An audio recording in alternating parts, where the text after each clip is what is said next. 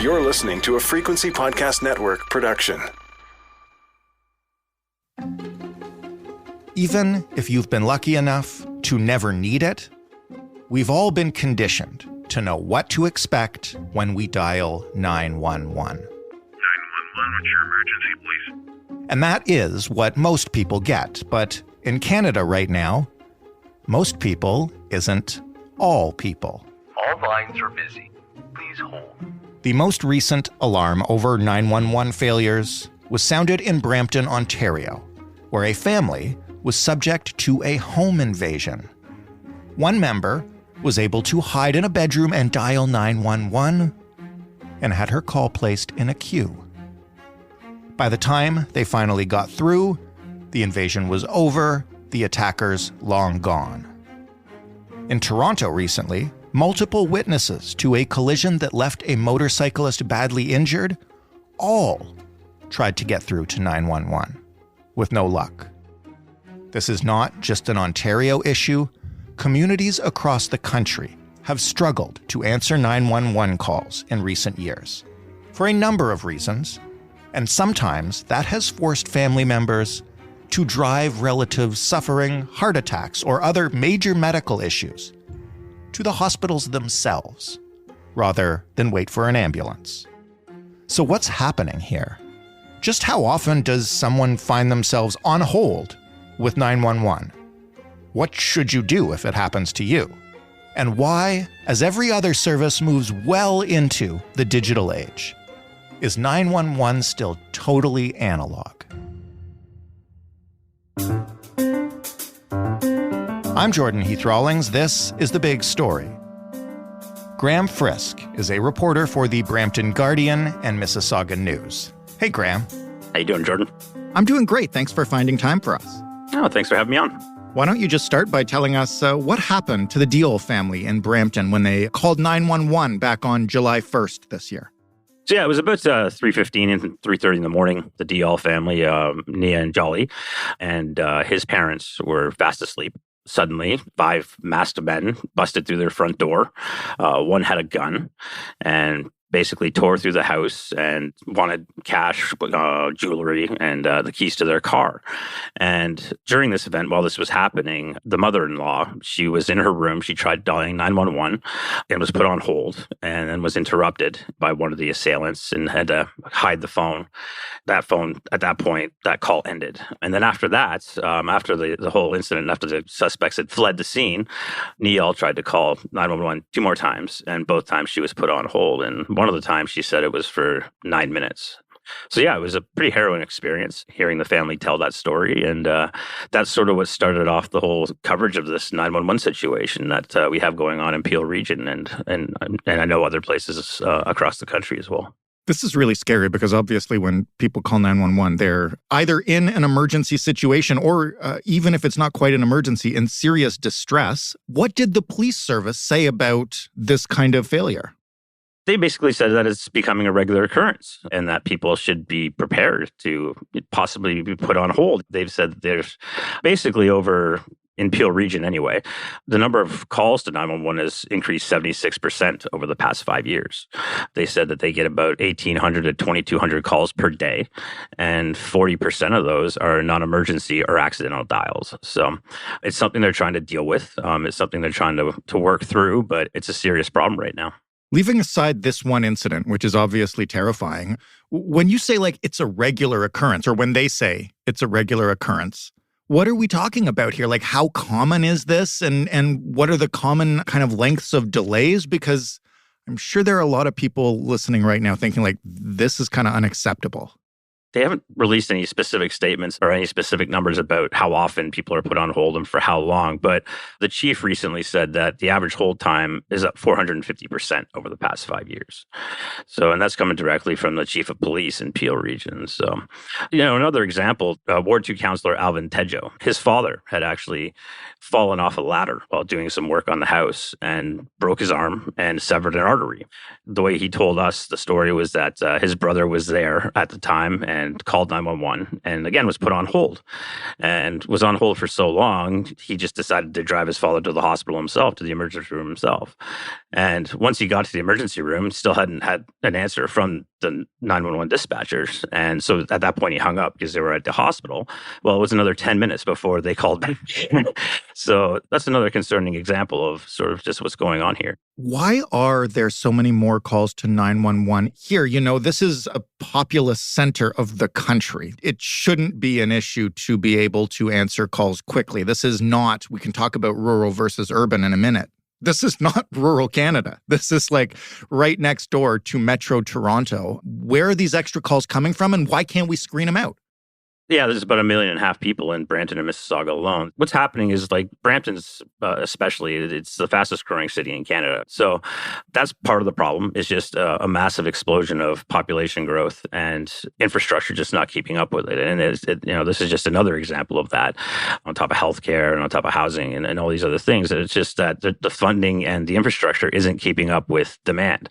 So that's sort of one of the reasons that's been happening in Peel region specifically. But another problem that police have also pointed out is a recent update, I guess, to the Android phone system. It's got this thing called emergency SOS, where if it's activated, all you have to do is push the power button 5 times and it'll automatically dial 911. And you have to actually go in and turn that off. And so in Peel region, that's one of the reasons the pocket dials. Also, they've said that, 40% of the calls they're getting are non-emergency calls. Can you give me a couple of examples of what like a non-emergency 911 call is that, somebody would make intentionally, but not necessarily? Yeah, they put out a list every year of different frivolous calls that they get. One example was during an Amber Alert a few years ago, somebody called 911 because the Amber Alerts, that pops up on your television on your phone, had interrupted the Leafs game. And I guess this person was upset about that. Other people were just annoyed by the Amber Alert system in general. But other ones, people called 911 for power outages. Another example was that, their dentist chipped their tooth, so they called 911. So there's a lot of kind of really silly things at certain times. So I'm looking forward to this year's list. I haven't seen that one yet, but in the past, those are just some examples. Yeah. So Brampton is one thing, and the surrounding region, fastest growing area in Canada. I guess I can buy that, the influx of volume can challenge a system. Tell me about other examples in Canada. This isn't the only place where it's happening. No, not at all. Just through my research, I found that BC's got a pretty serious problem as well. That's been going on for a few years now. I think it was in 2021 that their call dispatchers sort of raised the alarm that they're just understaffed and that they can't handle the influx of calls. The union just this past August basically said the same thing, that they're understaffed, they're underfunded, and it's putting people's lives in danger. One story that stuck out to me that I remember when it came up was in 2021 in BC. There was a 72-year-old man named Harry Charles Blakely who he collapsed in his kitchen, and his family was luckily there, and they called 911 and were put on hold for 30 minutes. And about 15 minutes into that call, he passed away. So, this isn't just something that's happening in Ontario or Toronto, and it is a countrywide problem. Have you been able to get any justification from anyone for why this service in particular is not funded properly? Well, to be fair to the last Peel region budget has included funding for 10 new dispatchers. Now, they have to be trained. That doesn't happen overnight. And in addition, I think it's become such a problem now that the provinces are realizing it. I think this also has to do with some new CRTC regulations that are coming up. But Ontario, for example, last year dedicated $200 million to sort of upgrading the system and hiring more dispatchers. And in BC, I think it was also last year, put forward $150 million to try to help bolster their service. So I think there's a realization that there is a problem, and they're in the process of trying to fix it, but we're just not there yet. How do other places handle 911 calls? Are there any different systems, different approaches that we might be able to emulate, given that increasing population and proliferation of new cell phones is not going anywhere? Well, I think it's in the interim. I think it's just it's a matter of staffing. The whole system's changing over. I mentioned the CRTC thing there earlier. We're moving on to this new sort of upgrading the system to kind of catch up with the times. I think most of the 911 systems in Canada are still analog. Yeah, this is the next generation of 911, right? This was my next question to ask you. Maybe just explain a little bit about what that is, what it looks like. Nobody's implemented it yet, so we don't know exactly what it looks like. But I mean, the idea behind it is that behind this next generation 911 is that you can contact them in other ways. So, for example, you can text them and you can send videos of accident scenes and whatnot, and sort of give more information. So sort of just bringing it into the digital world and adding some new things that you can do. On the CRTC website, it says, a deadline will be set for this. I've heard it's 2025 that everybody has to kind of be compliant to this new system. But that's the gist of this next generation 911 is it's just going to give callers and dispatchers a lot more options to deal with calls as they come in.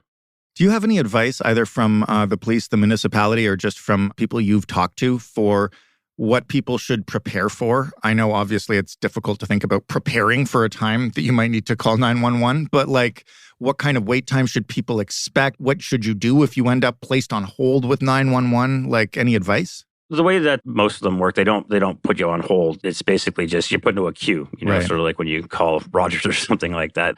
But their advice is don't hang up, because the way that shows up on their system, again, it's an old system, it just shows up as a hang up. And the policy is when somebody hangs up on a 911 call, the dispatcher has to call back. Oh, interesting. Just to verify that, this is, wasn't an actual emergency. So that takes up a lot of time as well. I mean, yeah, they're trying to educate the public when to use 911 and when not to use 911. And that's basically been the main approach by all police services and 911 services, is trying to educate the public. But that doesn't seem to be working, right? So yeah, I mean, there's not much advice you can give. Hopefully you get through as soon as you call. I think that does happen most of the time. But when there's higher than average call volumes is when you'll run into this. And depending on where you are and how busy it is, I mean, who knows how long you'll be put on hold. So their advice is to just stay on the phone and somebody will be with you shortly. But that's basically all they're telling people right now. There's really no other option at this point, until we get into this new system, and we'll see how that works and if there's any growing pains. But in the meantime, it's just try your luck. And that's, I'm sure, not comforting to anybody that's listening right now. So, but that's kind of the situation, unfortunately. I want to ask you, and you may not know the answer to this. There may not be a specific answer to this question, but well, I'm sure both you and I and everyone listening understands, like, don't call 911 if you're annoyed by an Amber Alert. Don't call 911 because your power went out or anything like that. I'm wondering if there is a line, and here I'm thinking like specifically of medical events, which is obviously one of the main reasons people are told to call 911, right? Like there's all those PSAs for watch for signs of a stroke or a heart attack and that kind of stuff. When should people be making that determination, like this is an injury and it's quite serious, but I can get someone to the hospital, or I need an ambulance like right now? The line that they have communicated to us when we asked the question was, if your life is in danger, if you feel your life or somebody else's life is in danger, that's when to call 911. Otherwise, don't, or a crime is being committed actively. That was the other one. So Right. if you're witnessing Don't call right after the crime. Yeah, you can call the report a crime. You can do that. But to use the non-emergency services, if somebody's life isn't in danger or you're not witnessing a crime in progress. How many people do you think know how to contact the non-emergency services number for their local police force? Oh, you'd have to look it up, right? So They could do a better job communicating that. well, exactly. That'd be a good start. I think that making their numbers a lot easier to find. I know actually there's in my research I found that there are some places in Northern Ontario that they don't have access to 911. So they actually that's their only way to be able to contact emergency services, and they need to have 3 numbers that they have on hand at all times for emergencies. Right. So, whether it be for fire, police, or ambulance. So that's it. I mean, use 911 when there's an actual emergency, and for everything else, just look up the number and call the number.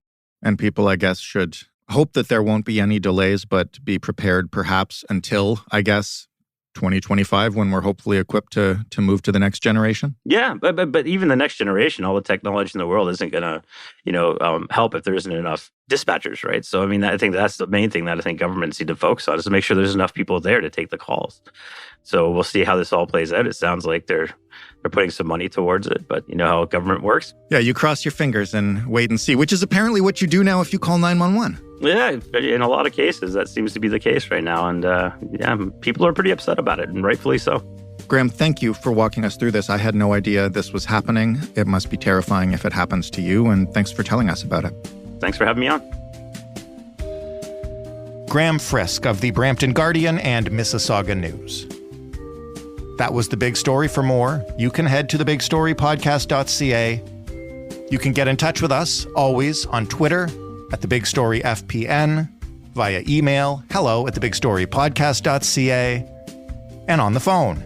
Analog, just like 911, 416-935-5935. We won't put you in a queue.